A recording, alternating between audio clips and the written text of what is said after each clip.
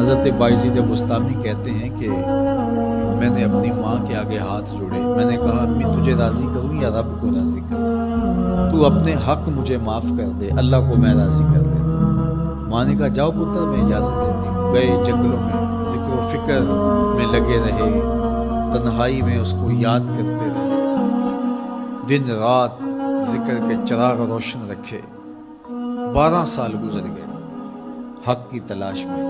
ایک دن واپس بستام کے قریب سے گزر رہے تھے، خیال آیا چلتے چلتے ماں کو سلام کر دیا۔ دروازے کو دستک دینے لگے تو اس خیال نے ہاتھ روک لیا کہ ساری زندگی ماں کو سکھ تو دیا کوئی، اب دکھ بھی کیوں دینے لگے۔ رات کا ایک پہر بیت گیا ہے، سردیوں کی لمبی رات ہے، ماں بستر میں لیٹی ہوگی، تیرے لیے اٹھے گی، دروازہ کھولے گی، دروازے کے ساتھ ہی لگ کے بیٹھ گئی اور ساری رات کاٹ دی، اس خیال سے کہ ماں کو تکلیف نہ ہو۔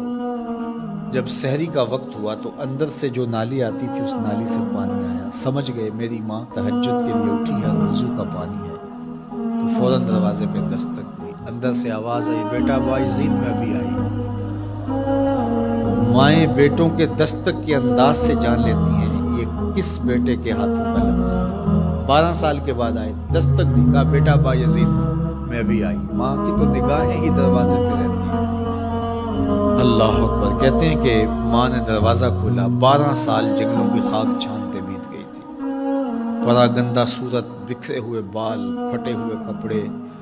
میری ماں کی جب نگاہ میرے پہ پڑی تو اس کی چشمان سے موٹے موٹے آنسو ٹپکنے لگے اور اس نے ایسے ہاتھ پھیلا کے کہا مالک میرا بیٹا بایزید تیری طلب میں نکلا تھا، تو نے ابھی تک اسے اپنا قرب نہیں دیا۔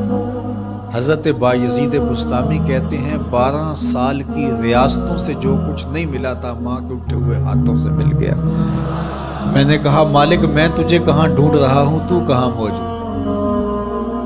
تو ماں باپ کی رضا اللہ کی رضا کا دروازہ کھولتی ہے۔ جن لوگوں کے ماں باپ ناراض ہیں اور وہ جا کے پیر صاحب کی خدمت کرتے ہیں اور میاں ماں کے قدم چومو، باپ کی ٹانگیں دباؤ، ان کی خدمت کرو، تمہارے پہلے مرشد وہ ہیں، ان کو راضی کرو، پھر کسی شیخ کامل کی صحبت میں آنا، دیکھو کیسے دل کی بند کھڑکیاں ہوتی ہیں۔ ایک مرشد تو ناراض کر رہا ہے اور دوسرے مرشد سے تمہیں کیا ملے گا؟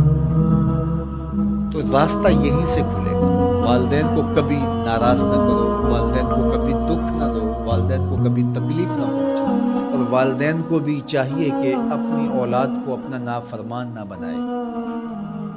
ایک بزرگ فرماتے ہیں کہ مجھے برابر 30 سال ہو گئے ہیں کہ میں اپنی اولاد کو کوئی حکم ہی نہیں دیا، کوئی حکم نہیں دیا۔ کوئی چیز مجھے چاہیے بھی ہوتی ہے تو میں بصیغہ امر نہیں کہتا، بلکہ ایسے ہی بات کرتا ہوں، پانی چاہیے تو یہ نہیں کہتا بیٹا پانی لے کر آؤ، میں ویسے ہی کہتا ہوں پیاس لگی ہوئی ہے، تو اگر وہ سمجھ جائے اور وہ خود لے آئے تو اچھی بات ہے، لیکن اگر وہ نہ لائے تو میں نے اس کو حکم ہی نہیں دیا، امر ہی نہیں کیا، تو اس امر کی مخالفت ہی لازم نہیں آئے گی۔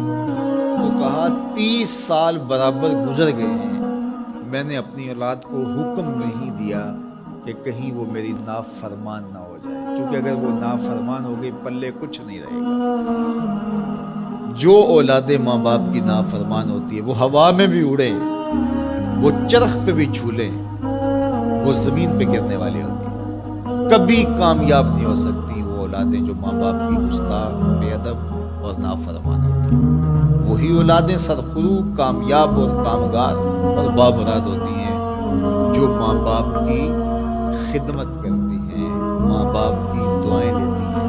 وہ ایک بچہ ماں باپ کے پاؤں دبا رہا تھا تو ایک بچہ ایک بر اعظم میں، دوسرے بر اعظم میں، تیسرے بر اعظم میں بڑے بڑے کاروبار کر رہا تھا، تو کوئی اس کا دوست ملنے آیا، اس نے کہا کہ اس نکمے کو بھی کہیں بھیج دو، فلاں جو ہے وہ یورپ میں ہے، فلاں امریکہ میں ہے، وہاں اتنی بڑی کمپنی اس نے کھولی ہوئی ہے، اس نکمے کو یہاں بٹھایا، اس کو بھیج دو، یہ تو نکمہ کسی کام کا نہیں۔ کہا یہ نکمہ ہی تو میرے کام آ رہا ہے، یہ نکمہ ہی تو میرے کام آ رہا ہے۔ تو اولاد خوش نصیب ہے کہ اپنے ماں باپ کی خدمت کرے، اور ان کے ساتھ حسن سلوک